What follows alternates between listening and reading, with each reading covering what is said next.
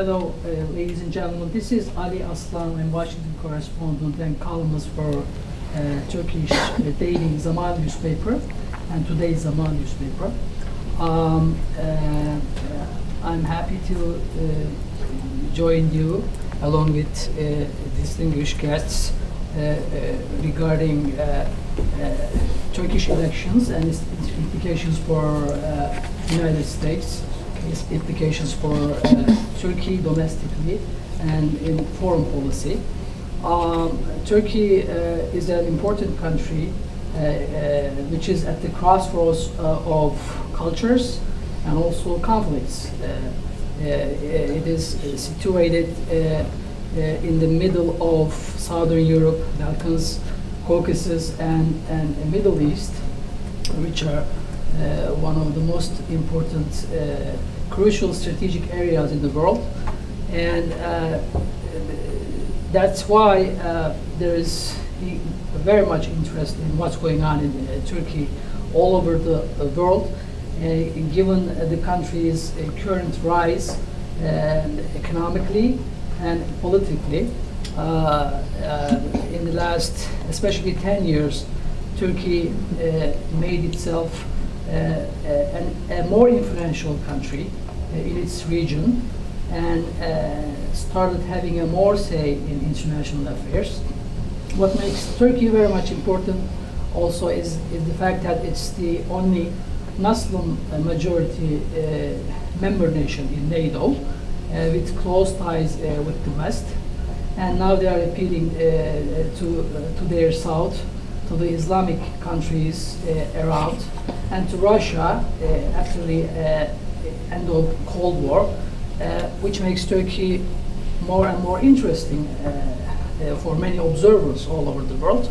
I think our guests here will shed more light on Turkey's rising role and also the importance and implications of the latest elections which we had in June 12th in the country. Let me introduce our distinguished guests first, and then we will start the discussion.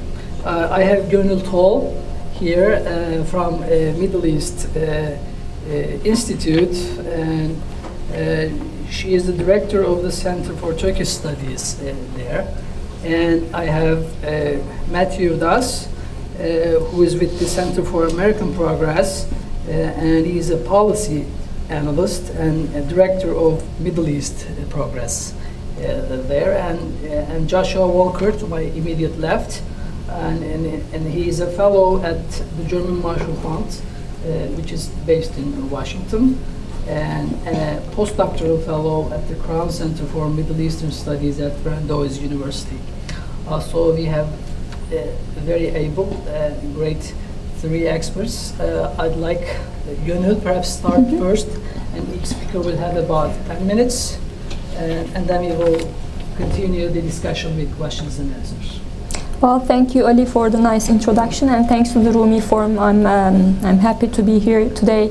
I'll basically speak about the Kurdish aspect of the current current elections. But in case some of you did not follow the elections closely, I would like to first talk about the results of the elections. The AKP, the governing party, got 49% of the national vote. The CHP, the main opposition party, got 26%, and the MHP, the ultra-nationalist party, got 13%. And no surprises there, but I think the most unexpected and an encouraging aspect of this election was the 5.9% of national votes won by the pro-Kurdish party, BDP, and they secured 36 seats in the parliament. And this is quite important because I think Turkish democracy is at a critical juncture, and we have to the new parliament. I think the first task is going to be be drafting a civilian constitution.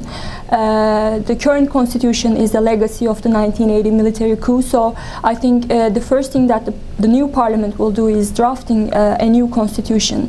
And drafting a constitution will require addressing the issue of national identity. In the current constitution, Kemalist understanding of the national identity or national Turkish identity is based on a Kemalist understanding of national identity, which is a very exclusive identity and based on ethnic homogeneity of the country, which does not really reflect the Turkish society. And Turks have historically had problems with Kemalist conception of national identity, and they rejected this Kemalist understanding, and they would like to have a new, a civic understanding of citizenship, and of course, so this is at the very heart of the debate right now in Turkey. So many people, both scholars and policymakers, they after the elections they focused on the risk of the Turkish Prime Minister using the constitutional revisions to undermine secularism. But I think, in fact, this new constitution could actually consolidate Turkish democracy more and will grant the basic rights to the Kurds, who are the country's largest and most politically active minority group. And Prime Minister Erdogan, it's a promising development, I think. In his victory speech right after the elections, he promised that the new constitution will embrace all ethnic and religious minorities in Turkey. And I think this is a very promising development, and the new parliament also, the makeup of the parliament will provide the opportunity to make it so, because the governing party got 326 seats, 4 seats short of a parliamentary majority. If the AKP got 330 seats, then it could basically amend the constitution. It would take it to a referendum without the support of the other parties in the parliament. So now that's not the case. So the AKP will have to work with the other parties in the parliament, basically the CHP, the MHP, and the BDP. And this will be a challenging task. Both the main opposition party and the AKP addressed the Kurdish issue in their election manifestos, but there's a problem there, because they both the AKP and the CHP conceptualize the Kurdish issue from a democratization perspective, and they basically identify the Kurdish issue as a matter of individual rights. And that is going to be a problem, because the BDP is asking for more.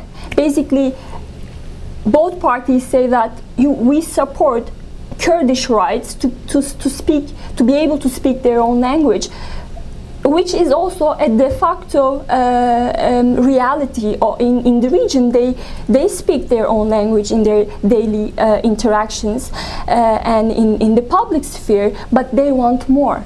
They want the Kurdish language to be the second official language, and neither the CHP nor the AKP supports that, which is going to be a problem.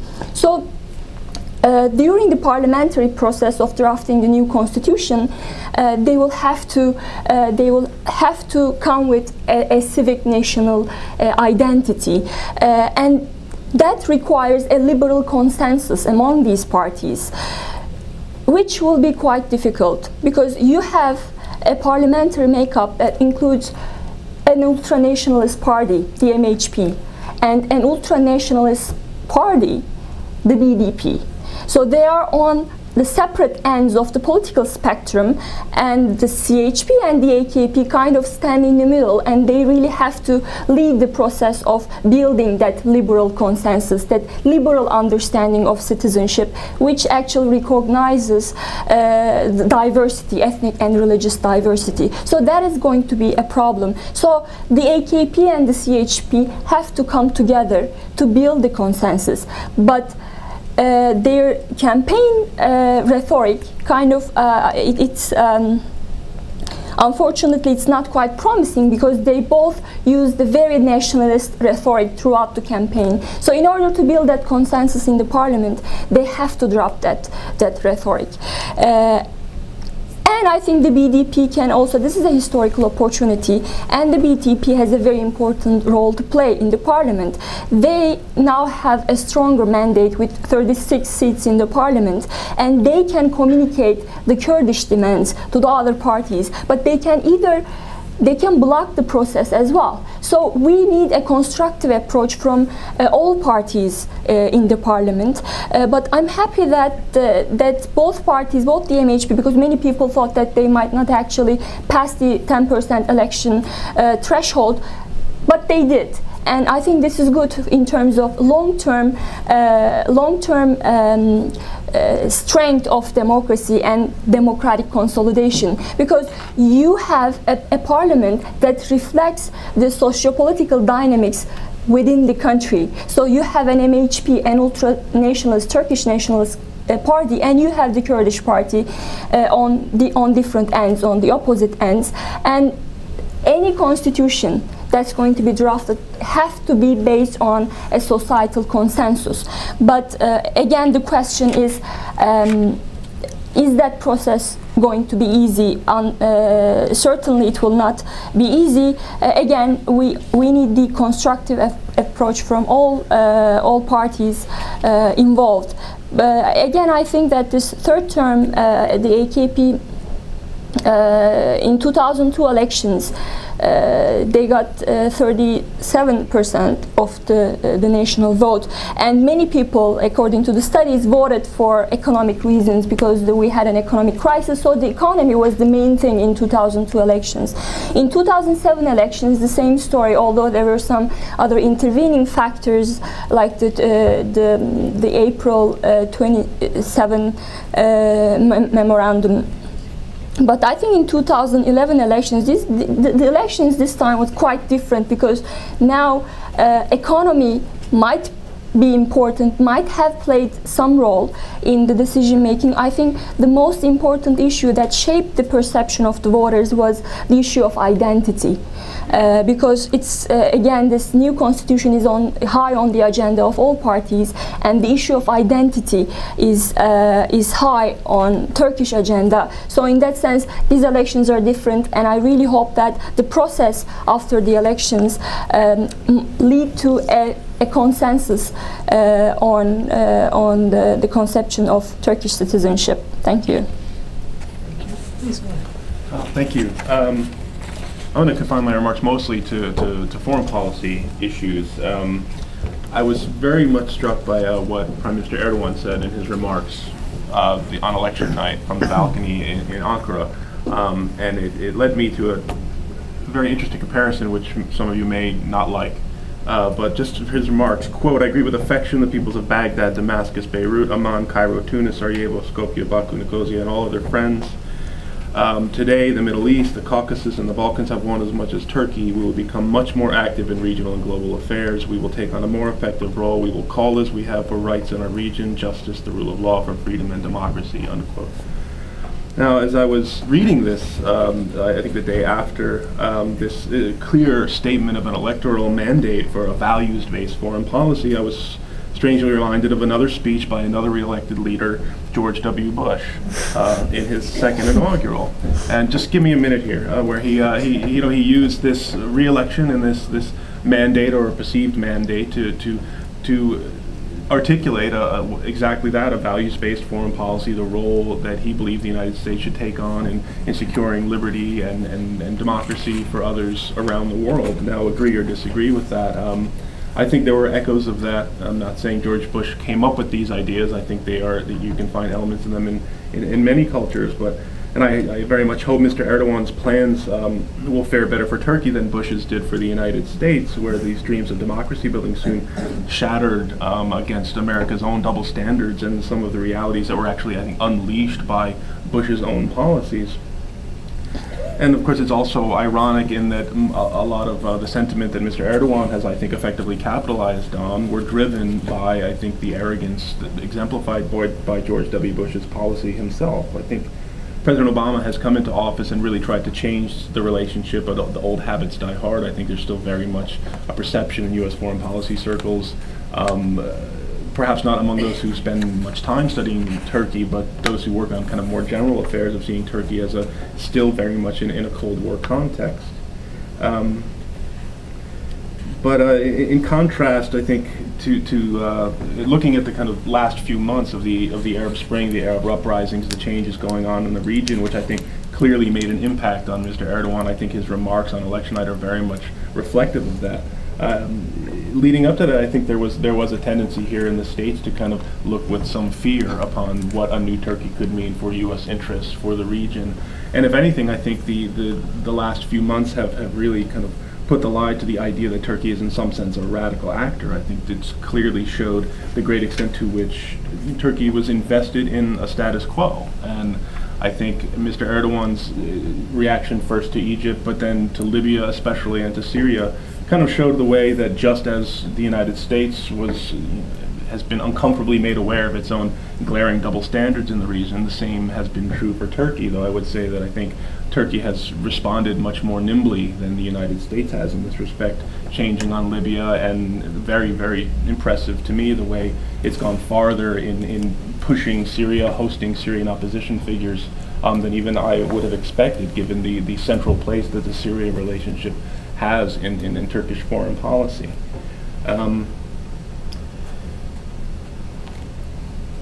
It'll be interesting to see how much effort Turkey really puts into or puts behind Mr. Erdogan's words. I mean, it was very high-flown rhetoric. It's very nice to hear, but as I think Turkey has learned, as the United States has learned, as I think all countries which aspire to leadership, a values-based leadership, learn, there are, the reality of these relationships is very difficult, and there are often double standards that have to be faced. The zero problems foreign policy, a wonderful goal, but I think what we've seen over the past years is that it's very difficult to have zero problems with your neighbors if they don't have zero problems with each other, or in the case of Syria, zero problems with themselves. So, I mean, if I could just back up for a second and look at this just from a U.S. perspective, I think the Obama administration, in my view, has had, I think, the right take on this, which is that a more prominent Turkey has very positive potential for the United States. But Turkey, as the United States, is very much watching and waiting. So I think, let me find my place in my notes here. So yeah, I think if we can look at just for a second on the Iran relationship, which is obviously a main item on the agenda of the Obama administration, while I think Turkey responded somewhat disappointingly to the June 2009 demonstrations, their response to Syria indicates, given even, as I said, the role of Syria as sort of a crown jewel of the zero problems policy, shows that I think Turkey learns pretty quickly, and they're already starting to pay a price for this. I think they've been attacked in Turkish state Iranian state newspapers for hosting Syrian opposition figures. I think it remains to be seen whether this will really impact Turkish-Iranian trade or whether it's just kind of a rhetoric game at this point. But like everyone, Turkey's waiting. It's waiting to see how changes shake out in the region, just as the Obama administration is. But I think really one of the most interesting things will be to see what actual policy weight, what diplomatic capital Mr. Erdogan puts behind the rhetoric we heard from him on that balcony on election night, which again I would embrace and congratulate. So. Thank you, Matthew, and now Joshua. All right, so I feel like that cleanup batter in baseball that kind of has to just hit whatever there's left to look at. And we've already heard the domestic and a good foreign policy analysis, so I'm not going to confine myself to either and try to go on both. So you'll have to keep me honest in terms of my time. Hopefully I'll talk quick enough I can make all the information out there. It's always dangerous when you get into a room like this and I see a bunch of friends and journalists who seem like they would know more than me anyways, and I'm afraid of saying things that I tend to do, which is very inflammatory types of things. But let me just say, when I was watching the Turkish elections, the first thing I was struck by was how little attention America paid to it. It seemed that even without the elections, we had already written the narrative. And I think that the Economist article and a lot of the other international press had already done the same thing. The elections were not interesting to watch. It doesn't really matter. The AKP is going to win. That was the narrative, and therefore, I mean, this is a typical, in this town, it's a game in some ways. It's about lowering expectations. So the fact that the AKP won its third consecutive term and has increased its vote share each time in the popular mandate, but actually in parliamentary process has actually gone down. It had 2/3 originally, it had over the number now, and now it's got 325 seats. I mean, that's actually a really interesting story. I mean, that is democracy in action. And I think from an American point of view, parliamentary democracies are not very well understood. We understand a great man. We understand Erdogan as a leader, but we don't actually understand the dynamics at play. Luckily, Turkey is a relatively easy place to understand under the AKP. There is one man, there is one leader. He is the person that we go to. And I think in the past, it was always interesting because the political leaders were interesting. They made nice statements, but actually at the end of the day, they were not the only people we talked to. My experience in the embassy in Ankara was that you would always keep tabs on both the parliamentarian side of things, but you also made sure you went to the General Chief of Staff. I think that time is over now. It's very clear to me that with these 3 election wins, clearly democratization, in whatever term you want to use that in terms of the electoral success of the AKP, have put to rest once and for all that question of who do we talk to. So there should be no confusion in Washington, there should be no confusion in Brussels or any capital who the person to talk to is, and that is clearly the Prime Minister. Now, the question of a national will, those of you that study Turkey and those who understand Turkish as well, this national will is not a new thing, right? I've heard this before from Menderes, I've heard this from Özal, and now we're hearing it again. It's something that permeates Turkish political culture and the idea of interpreting it. And as Matt just rightly referenced, that's something that's not unique to Turkey. President Bush claimed the mandate after his win in 2004. And we hear it after every president. It doesn't matter what your percentage is, you claim the popular mandate. But in the Turkish case, it's particularly interesting. There were 15 parties that competed in this election. And really, all the parties that made it into the parliament, as Gönül told us, can actually claim victory. I mean, that's a really interesting scenario. In America, you have a winner and a loser. In Turkey, everybody's a winner. So I don't think that the Prime Minister was disingenuous when he said the winner of this election is Turkey. Because in some ways, the AKP didn't get quite as much as they might have liked. They didn't cross the 330 threshold. The MHP didn't get decimated because of its sex scandals. The CHP improved on its showing the last time around with a new leader. And the Kurdish party made it into parliament, and there were 3 socialists thrown in the mix. So, I mean, this is a really, from an outside point of view, and as a friend of Turkey, all the hand-wringing and all the kind of, oh, it's boring, we don't want to follow it, or the despair that I hear among some of my friends in Washington seems to be misplaced. You can certainly say that the Prime Minister's behavior in the election in terms of campaigning was very divisive in many ways. What he said about the Kurds, what he said about Alevis and kind of underhanded ways at the opposition, and what the opposition said was divisive in a lot of different ways. I heard a lot of anti-Israel, I heard a lot of anti-West. I wasn't very happy, particularly as a friend of Turkey, but also as a friend of the United States that wants to see closer U.S.-Turkish relations. But that's campaigning.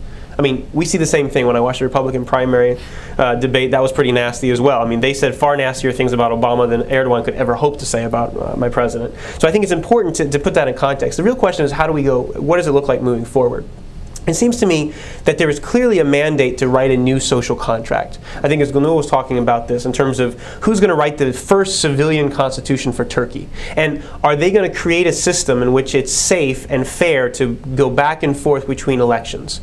I come from a place, I grew up in Japan. Japan is very used to a one-party system. In fact, all the elections don't really matter. It's what happens inside of the faction. So it was first the Liberal Democrats of Japan, now it's the Democratic Party of Japan. In many ways, that's what the AKP has become in some ways. The question is, do they want to continue on that path, or do they want to find a way to make kind of a grand bargain? To me, it seems most likely that if the CHP is able to its rhetoric is able to transform itself, and it's able to rid itself of the religiously fanatic Kemalists, because I do agree that there's a more dogmatic belief in religion among the Kemalists than there is among devout Muslim friends that I have in the AKP. that is actually the most likely, to me that seems like the best outcome. Now it may not be the most likely outcome. I think unfortunately, given the realities on the ground in Turkey and given this feeling of kind of, I'm a great man, I have to show to my constituencies that I can do this, and even the fact that the campaign itself, I mean, think about what the campaign was about. The campaign was about the future of Turkey. You know, the picture of seeing Prime Minister Erdogan and seeing 2023 was not a very subtle hint to me. You know, that's 12 years away. What is he asking for? He's asking for 5 years as prime minister, and then he's asking him to become the president. So this idea of the quote-unquote presidency or imperial presidency, as I might put it, is a dangerous one. It's a very difficult one to understand. Turkey has a presidential system.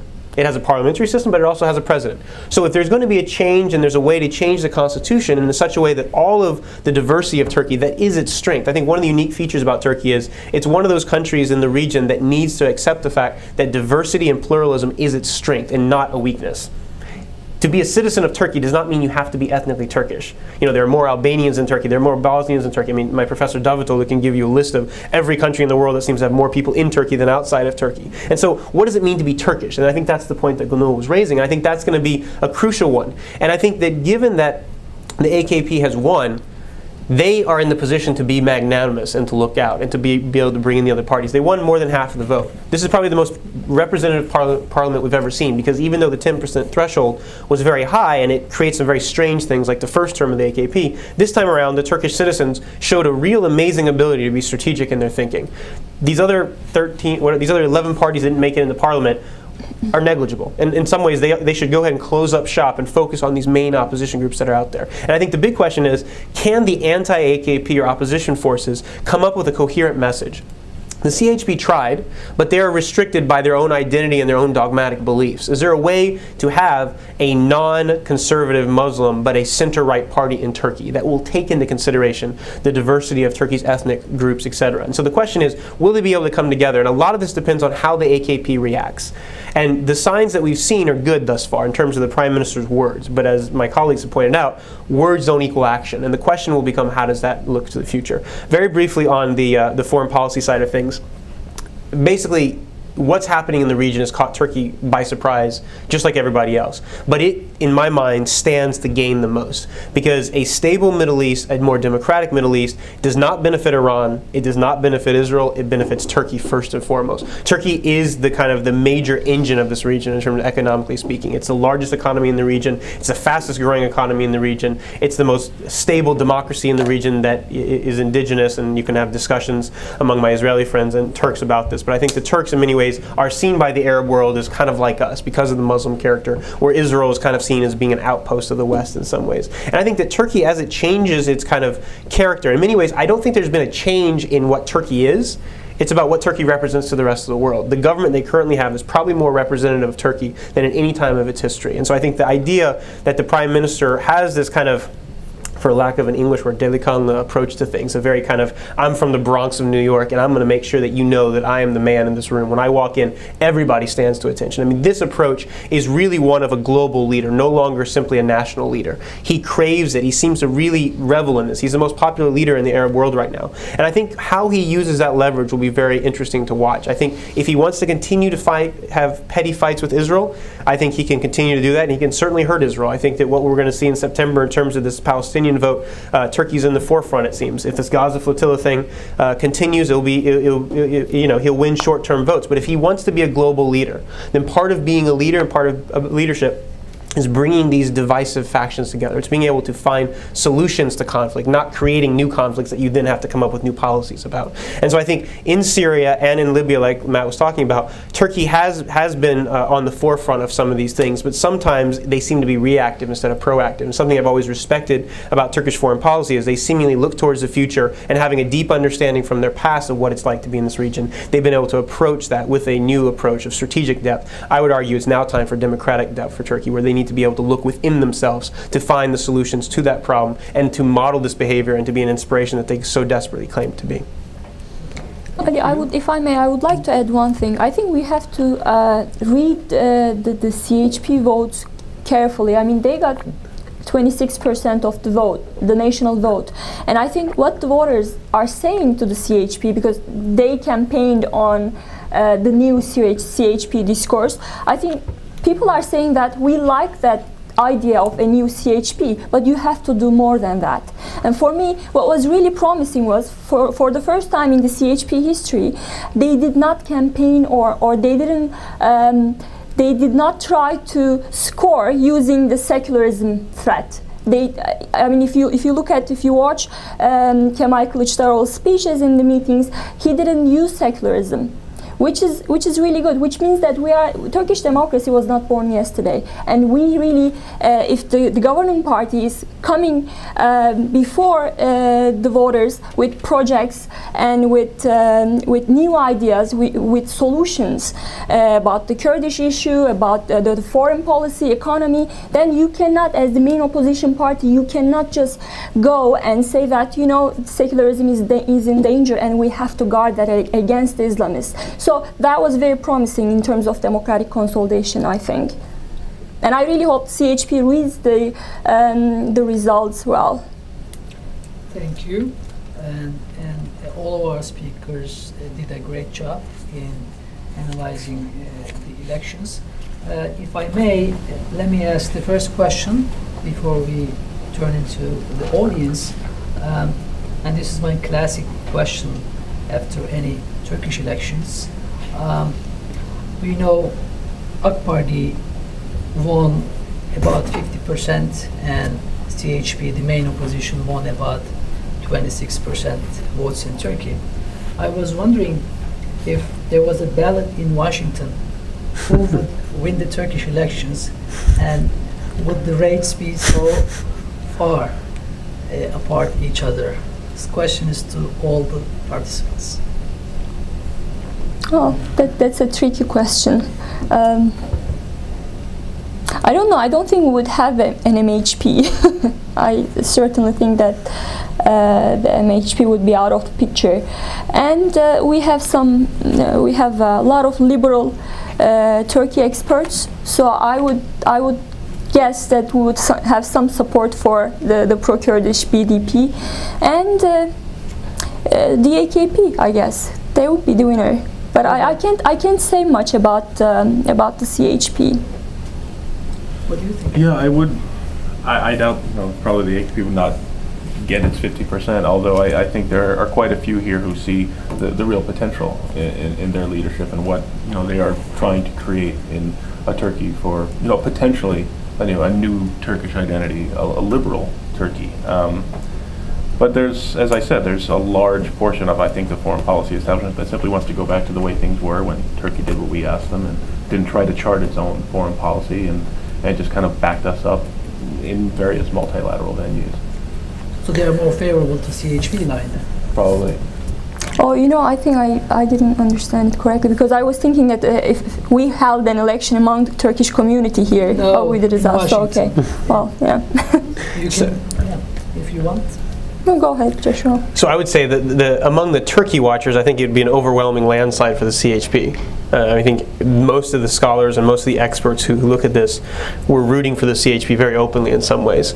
So I think it might be inverse. You know, maybe they would have gotten half and the other 25%. But I think if you took the entire kind of foreign policy establishment, ironically, I find this very strange, but people who study Turkey less tend to appreciate the AKP more. And I still can't quite wrap my mind around that. And I think, you know, maybe it's, you know, kind of when you study something that closely, you get personally involved, perhaps. But, you know, the majority of people I know who kind of work in the foreign policy establishment, who kind of have a general idea of things, say, well, you know, sounds pretty good. What they're promising in terms of justice and development, what they're trying to do, seems to be the right idea, so they would win, but they're a little bit concerned about tendencies. But then when you try to explain what the CHP stands for, you'd have a hard time.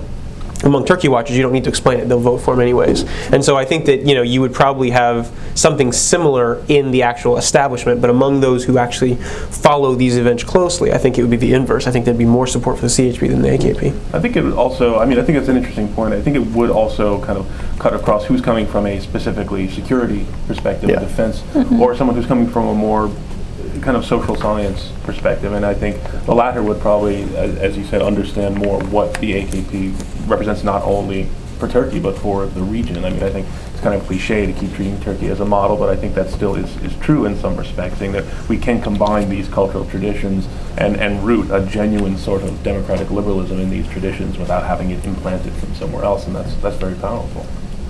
Gönül, would you like to revisit the question? Well, I think in terms of foreign policy, I mean, we heard, first of all, this is a very conservative town. In terms of the AKP's foreign policy, we heard a lot, the criticisms raised by the administration and by the experts here, well, mainly that Islamist threat was the main thing on their agenda. But if you realistically, if you really want to be objective, and I heard this from people at very conservative backgrounds like National Defense University, many people thought that, you know, we are scared that this Islamist tendency is going to get stronger, but at the same time, the AKP's foreign policy is useful for us, and it's going to be even more useful considering the fact that the region is transforming and becoming something else. So they need a more proactive foreign policy, Turkish foreign policy in the region. So in that sense, maybe behind the doors, I think they appreciate the AKP's foreign policy agenda in the region. Thank you. Now it's time for question and answers. Please introduce yourself and your name and affiliation. You can ask a question or make a short comment if you like. Sir, please. Mike Kurzik, used to work on the Turkish desk at USDA for many years now, an educator. Two parts. One of the dangers that I see, or seem to see, I want you to tell me it's not so. When Erbakan was in office, I remember they were building more mosques and schools. Here it seems a shift more to the right, further to the right, more towards Islam. Are we looking towards something like that in the future? I'm very concerned about the idea that Erdogan says, see you in 2023. That seems to me a straight dictatorship, and are we heading into that direction, number one? Number two, you've said nothing about the economy. Greece could default on its debt. I mean, we've seen the stock market go all over the place. U.S. U.S. national debt is also a big problem. We talk about Ireland, we talk about Spain. What is Turkey's condition? I understand inflation is ramping up again. I remember when I worked on inflation, 120%, but I mean, it was numbers that we couldn't deal with economically. We couldn't make any sense of that. So I'm curious to see what you say about that. Thank you. Please. Well, sir, first let me ask you, why are you concerned? Because I see him leaning towards Iran. I see an anti-Israeli, a hypocritical policy towards Gaza. On the one hand, talking about what's going on in Gaza, not denouncing what's going on in Syria, not denouncing what's going on in Iran, very late in denouncing what's going on in Libya. I mean, it's a little bit two-sided over here. You made a reference to building more mosques. Did I understand that correctly? Yes, built more mosques and schools in those days. So what do you think is going to happen? I see madrasas and the great continuing teaching of Sharia law, all of its intention, which we see from Pakistan, Al-Qaeda and so on. I see a great support from Saudi Arabia. I know that Saudi Arabia paid for the printing of the protocols of the Elders of Zion to be given out and to the translation of Mein Kampf into Turkish. So so you are really concerned that Turkey might become the next Iran, am I correct? No, I don't say that, but I see it's... But Sharia, you know, you talked about Sharia. Okay, so if the AKP had the idea of establishing Sharia in Turkey, why did they wait for 8 years, do you think? And just give me one example. I think they're too smart. Oh, yeah. But the idea of the constitutional reform, always a danger with people like that in power. I mean, for me, and I'm coming from a political scientist perspective, if you are making a statement, you have to support that with evidence. So you are saying that you're concerned about the AKP and you really think that it's taking Turkey to a place that you really don't want to see. Then you have to give me some evidence. What's happening domestically? Economy is doing great. And social policies. And remember, the AKP is the first party that really was this bold with regard to the Kurdish issue. They initiated the Kurdish opening, and they are the ones who are talking about a new constitution. right? So from a political science perspective, this is a very liberal approach, and we have never seen a Turkish government this liberal before. And second, whenever people ask questions about the Islamist intentions, the hidden intentions of the AKP, I always say the same thing. The AKP is a center-right party, and it's benefiting greatly from that. It's a national, it's become a national. Unlike the CHP, it's a national party. And their voter base, their base is too diverse. So they had people, for example, in 2002 elections, the AKP got 25% of the MHP vote, which means that 25% of the people who voted for the MHP in 99 elections voted for the AKP in 2002. And they even got votes from the DSP, from the center-left, almost 10% of the center-left. They got some votes from a radical Islamist segment as well. So the Turkish people, they already have options. If they wanted to have a more conservative, or if they wanted to have an Islamist party, they would have voted for the Islamist party.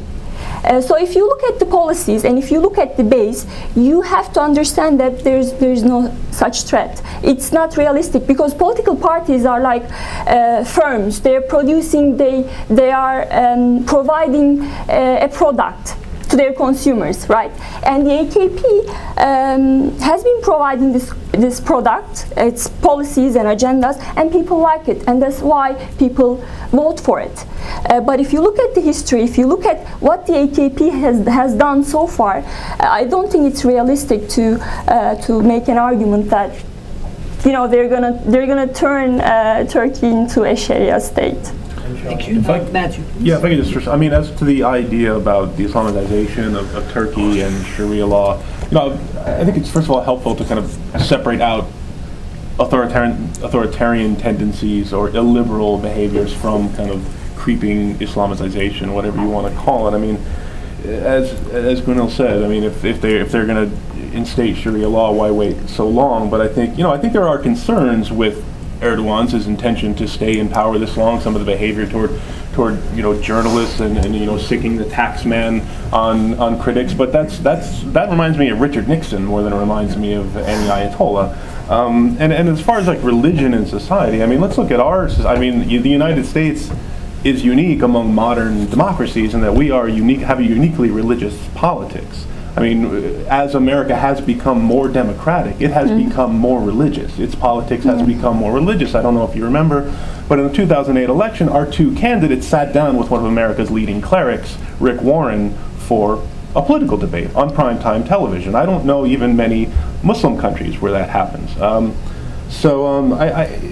You know, I think there are concerns about certain illiberal behaviors, but I think, you know, the idea that they're going to turn Turkey into another Islamic state, I see that as more hysteria. Yes, it's become a more religious politics, but as in America, those things can and do coexist.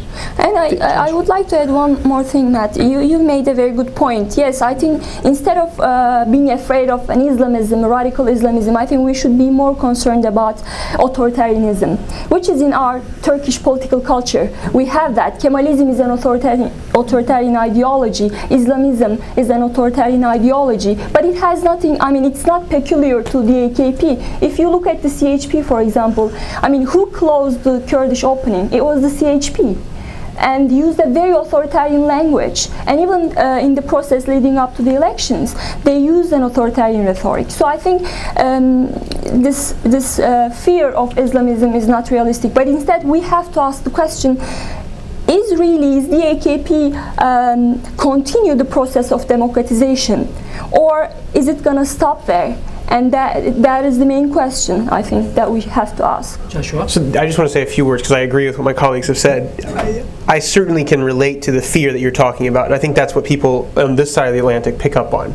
But anybody who's in Turkey and anybody from the region will talk about it in a slightly different, nuanced way, and I think the key point was the one that Matt just made, which is as you become more democratic, then there tends to be a better reflection of the society at large. And given that Turkey is an overwhelmingly, I mean, Turkey is more Muslim than pretty much any other country in the region. But I mean, we're talking about a very Sunni You know, I mean, we're talking over 90%. There's really not much else there. It's, and you know, but anybody who's been to Turkey, I mean, I was living there and I actually did the fasting during Ramadan. And it was an amazing experience. I first thought this was going to be such an imposition to have to do this, but it's amazing to like go with your friends. It's a festival environment, right? And it's an amazing, you know, kind of experience, and in a very different way than I thought it would be. Because I thought it would be, you know, oh, I can't drink, I can't do this, and actually it turns out they have better things to do. I mean, and you're allowed to have that. I mean, the thing that concerns me is on the local level. Anytime someone tries to impose their points of view on someone else, and we have that in the U.S. too. Whether it's in Utah, whether it's in Massachusetts, wherever else it is, there are different ways you impose it, and then that becomes a legal question in terms of how do we separate that. And we have those discussions in this town about gay marriage, about abortion, all these issues. And so I agree 100% with what Matt said. But the last point I'll make is this: one of the things about the last election I found fascinating was the role of civil society. Up until this point, civil society has been kind of a non-actor in Turkey, and I think it's important to focus on who's building those mosques, right? It's, you know, there are state funds and there is a Diyanet, there is a religious life kind of thing. And what's interesting is that actually some of the most liberal and open-minded people are in the government side of things. And they're in some ways trying to figure out ways to work closely with civil society and different civil society groups that want to create hospitals, schools, mosques, all these different things. And so it's important to figure out what are the legal restrictions and the regulations on that. Because in the past, the state did everything. You know, the state would give money and would create these things. Now, as it becomes more of a capitalistic and market system, you know, democracy is a good thing, but it also comes with some of these warts. And trying to overcome those differences will be kind of what we're going to see in the future. I mean, you know, the Gaza flotilla incident was not necessarily led by the Turkish government. It was led by the IHH, right? And that same civil society group is now providing aid to Syria. And we don't see much news about that because it's not as sexy in terms of trying to break a blockade for Gaza. So I think it's important to focus on that as well, because I think while I agree 100% with some of the sentiment behind the question of at least questioning, also understanding where to look for those answers, as Gönül said, kind of focusing on the ground. So, you know, I think that there's still cause to be cautious, but I'd be cautiously optimistic as opposed to dire, as some of our friends would point out. Yes, sir. You. Microphone, or Chase Winter with Southeast European Times. The Kurds have three primary demands: cultural and linguistic rights, recognition of their identity as a community, and democratic autonomy. So I can see movement on the first, cultural and linguistic rights.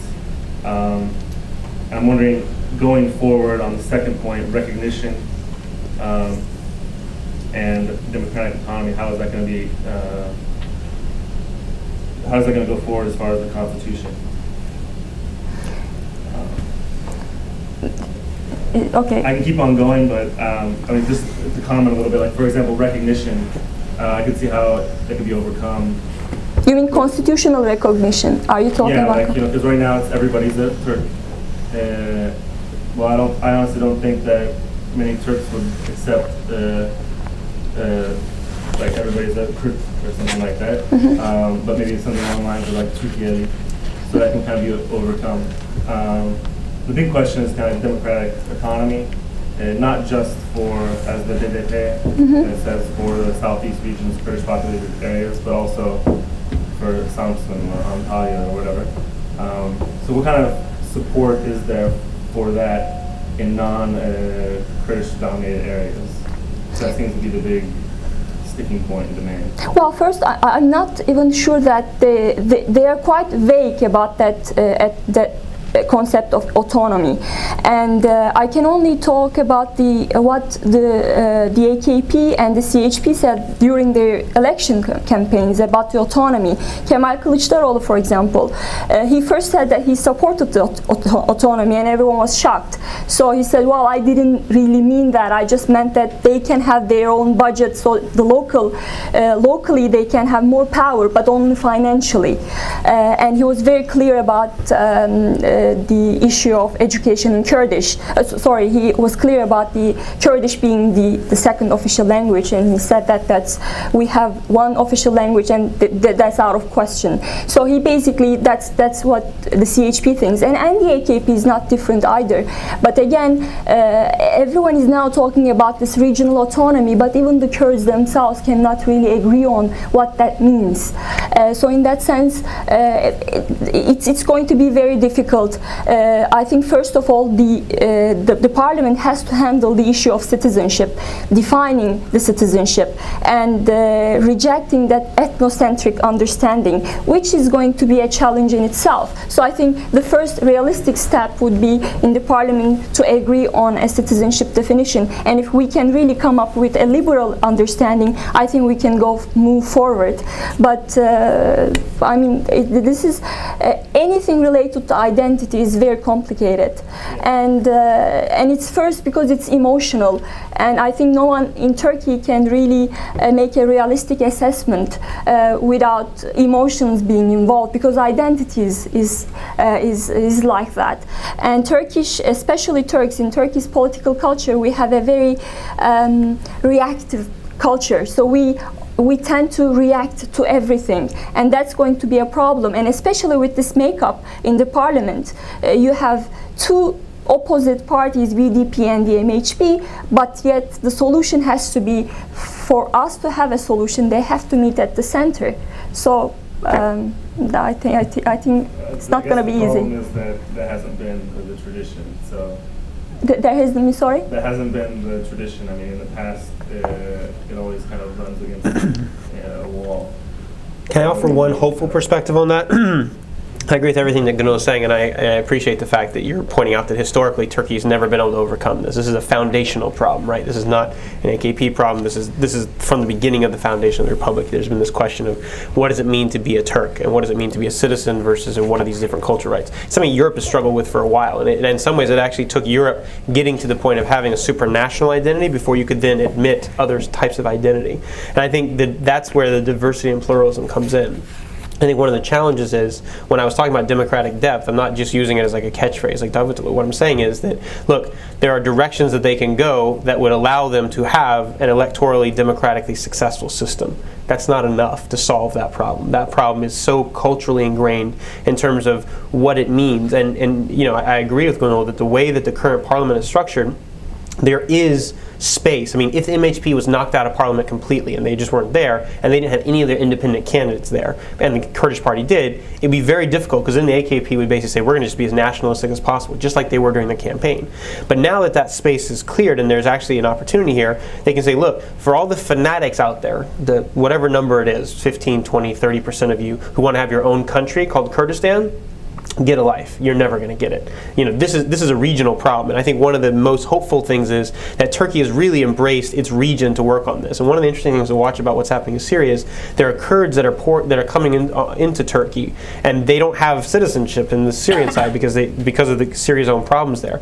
And the question becomes, how does Turkey figure out how to solve this? Because the largest group of the Kurds live in southeastern Turkey, and clearly most of the Turks of that region, or Kurds of southeastern Turkey, don't want their own country. They prefer to stay with Turkey, given that it's economic development, given that it's such a powerful country, but they do want to have what you describe in the first two categories. And so even if we don't get to the third one, there can be progress on that second one if the AKP is willing to think in a new way, and if it's able to say, look, this doesn't hurt us. If anything, it helps us in the local elections. Because remember, local elections will be coming up soon. Based on the national elections, AKP did a lot worse in the Kurdish parties and areas than it ever has in the past. So if it wants to be able to be successful in those regions and wants to be a truly national party like it's always been, it's going to have to find ways to do that. The campaign rhetoric of the Prime Minister against the Kurdish party is going to have to change. They're going to have to find ways of embracing it in a new way. So I think there is some room for cautious optimism, although this problem has not been solved for close to 90 years, and it may not be solved overnight either.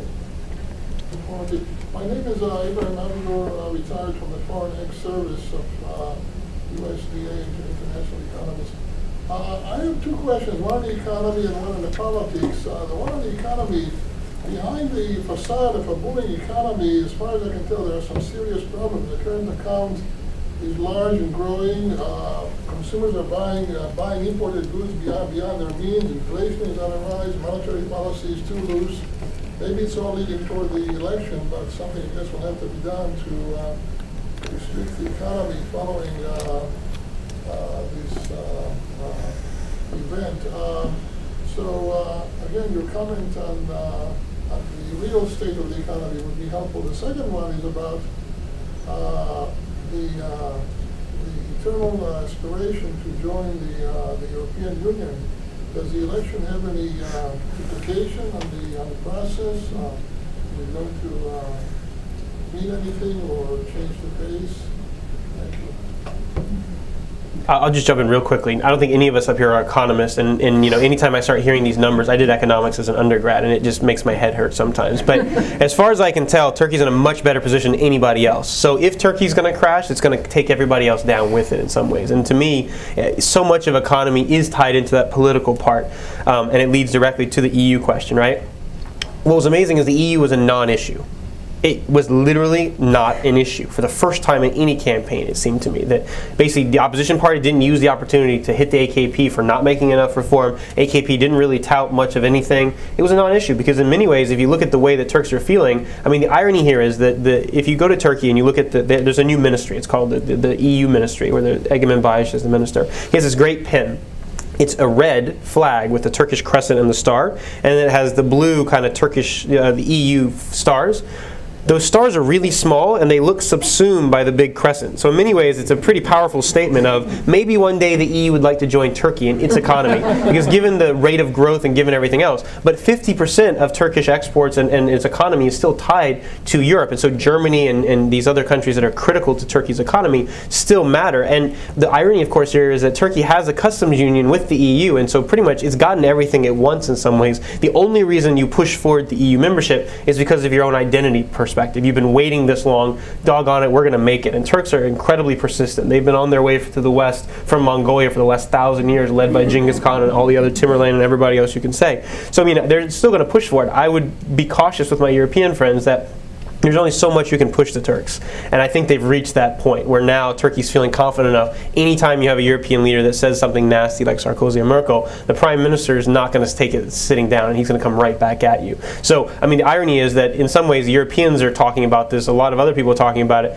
but Turkey itself is not really talking much about it. And I think it's almost, and I could say the same about NATO in some ways. I mean, it's just, Turkey has gotten so much bigger and more global in some ways that the EU has become almost a non-issue, which is really disappointing. It's something that I would hope that in the next term we can find some way, particularly those of us on this side of the Atlantic and those in Europe, that we can actually show our willingness and our interest in still having Turkey instead of sitting around and squabbling, because sometimes as we're sitting here squabbling, it turns out that the girl you wanted to ask out on a date has actually gone off and found someone else.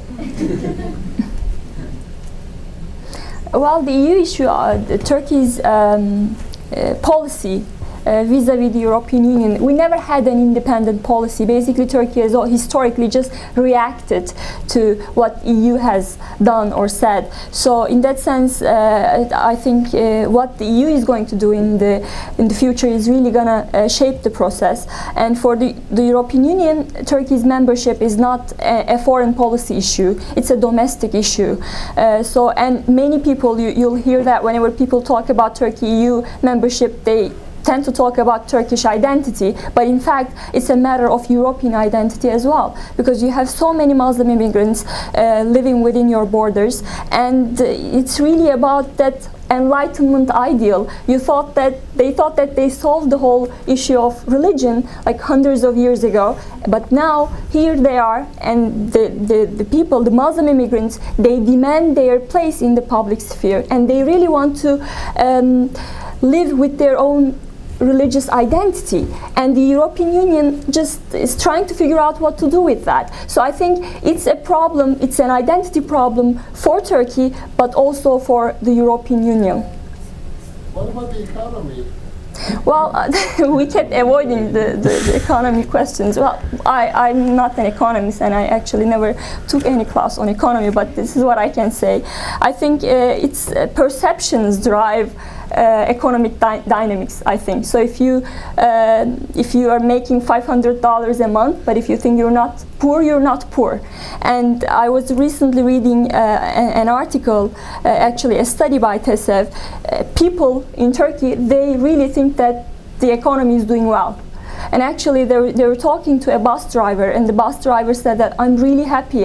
We used to be really poor, not anymore, because now I can actually fly. I can take a plane and go to my hometown. So the perception is Turkish economy is strong and well, but we don't know what economists will think about that. Matthew? Right, just briefly, I mean, I will also punt on not being an economist as well, but just from a political standpoint, as we learned the hard way here in the United States, I mean, certain economic bubbles engines may be built on unsound foundations, to fix my metaphor, but if the political atmosphere is such that it empowers certain people of influence, all the warnings in the world unfortunately don't seem to be able to change that, and you can drive the bus right into the ditch. So that's not an optimistic perspective. But Yes, ma'am. Question and a comment. My comment is I was recently told that voting rights in the EU is based on population, and therefore if Turkey were to join the EU, it would have a greater voting power than Germany and Italy combined. So that might be a political factor in the entire equation. It's not irrelevant. From the EU point of view, and I also agree very much that a lot of this has to do with Europe coming to grips with a changing religious identity, religious balance of power, however you want to put it. As far as religion is concerned, though, I was wondering if we could have more detail on how possible constitutional reforms would address the question of laïcité, and also there was a comment about Erdogan having been critical of the Alevi, and since that's the largest religious minority, I guess, cultural minority, if we could discuss, if you all could discuss that a bit more. Anyone? I'll just start with the first part. Germany still has a larger demographic base than Turkey does, and so that fear is overblown. In 50 years, you're absolutely right, because the Germany and Italy probably combined in 50 years, Turkey will be huge, right? 70% of the Turkish population is under the age of 30, and it's currently at what, 75, 76 million, on its way up to the 80s, and so Germany's currently at like 80 something. So at a certain point in the next 5 years, Turkey will overtake it. So you're right in the sense that it will be coming in and having that. Did you want to come back? Yeah, I just wanted to comment oddly on it was a German military officer who informed me. Yeah, I've heard the same thing. It's very funny because the Germans have... Same guy? Not the same guy, probably not. But I mean, the big issue here, of course, is the democratic deficit of the EU, right? So the European Parliament is what we're talking about. That's where the actual voting is. But the European Parliament is only about 1/3 what the EU is. There's still this authoritarian dictator called the Commission out there, and the European President that gets to do things. And so, it's interesting when Europeans lecture others about democracy. When they look at their own system, sometimes there are less than democratic tendencies. There's a very technocratic, bureaucratic engine there. I made the comment about the Alevi, and so what I was interested in was that the Prime Minister never directly took it on. He never directly kind of called these guys non-Muslims. He just made kind of slang terminology, and he referred to people in the third person, and he referred to Kılıçdaroğlu, who's known to be an Alevi as well in this thing. And the idea, of course, was that most Alevis tend to be CHP, because Alevi, and I'm not a religious expert, so those of you that know more about this, I apologize in advance. Within the Muslim tradition, there are lots of different movements and lots of different orders, whether it's a Sufi variety or a Shia, Sunni type of variety. And the Alevis do not have the same congregational space in terms of a mosque. So as a result, it's a much more private, and it fits much more into the laicite or like system. And so therefore, it's a status quo mentality here. These guys tend to be the most extreme secularist, and they can drink, they can do all these other things. Whereas the typical kind of majority within Turkey of Sunni sees that as being some type of a cult or something separate. And one of the dangers that I see about religion is anytime a political leader begins to mix his metaphors, and anytime a political leader takes on this aura of knowing the same and being a prophet of some sort, where he can then tell others what to do based on his interpretation of religion, I have a real problem. Because at the end of the day, at least my interpretation, when I've read the Quran 4 different times, it seems to me that that's between me and Allah himself, right? It's not about whether the Prime Minister gets to tell me what to do. This is an interesting, difference here, right? If I'm a Catholic, there is a priest who then reports to the Pope, who then reports to God in some ways. There's a clear thing. I can go to the Father and I've sinned, help me here. But in Islam, that doesn't exist in some ways. It's a direct connection. And so it's very, very dangerous in a political sense for a political leader to then step into the religious arena. And I think in the constitutional sense, it's incredibly difficult, because even when the Turkish constitution was put in place in terms of both the Sevres Treaty and afterwards, the definition of what a religious minority is a very sensitive one. They were defined as the non-Muslim minorities. So now the question is, can you have religious pluralism that has a space to be recognized, and so the diversity within its religious tradition, so that it's not all 97% the same type of Sunni. You can say, oh, you know what, there's a large group that whatever group it is, that they can have their own belief system and they can practice it in whatever way they seem fit, and it doesn't affect others' space to be able to religiously practice. Right. I mean, in terms of the non-hierarchical nature of the faith, I mean, I would say that it resembles in many respects Protestant Christianity as well. But you know, unfortunately, populist politics. Again, I would separate out the kind of Islamic aspect of this and say that sort of like focusing on certain disfavored groups is just common to populist politics all over the world in whatever cultural milieu. But where the rubber hits the road is whether people are actually going to start legislating on the basis of these differences. And as far as kind of religious rhetoric, I mean, we can see religion deployed in a political context in good and bad ways. I mean, I would look to our own American civil rights movement, which was deeply, deeply rooted in a religious context. But was, I think, pointed toward very, very strongly liberal ends. So, it really does come down to, I think, how this is going to be reflected in what I hope will be a liberal Turkish constitution. And you had a question about secularism, right? Can you repeat that? Sure. Well, as I understand it, the main difference between American and Turkish secularism is that under Turkish secularism, religion is not supposed to play a role in society, a public role. And if the constitutional changes are going to be about changing ideas of Turkish identity, recognizing greater diversity, both in a civic sense, well, would the civic sense include the religious sense, or would life have to be separately addressed? Well, I don't think that's an issue at the moment. I'm not even sure legally. I think that's one of the non-amendable aspect of the Turkish constitution, so there is no debate about that. But I think practically we are moving from a French laïcité kind of secularism towards a more Anglo-Saxon secularism where religion is actually part of the public sphere. And we have been experiencing that starting from 1980s, but more in the late 1990s.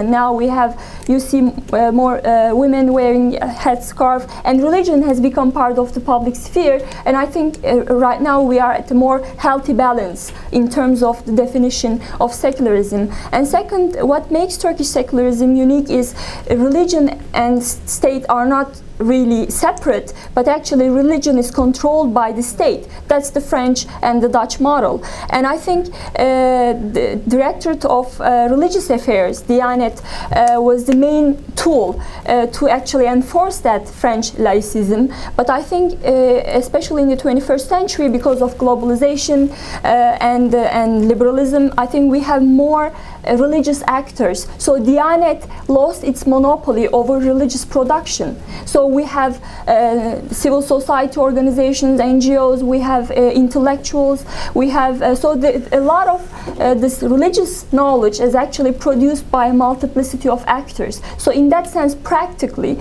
we are really moving away from French laïcité, but I'm not sure if it's going to be reflected in the constitution. Thank you. Fascinating discussion. Unfortunately, our time is almost over. Thank you so much for your excellent presentations and insights. And thanks, Rumi, for giving us the opportunity.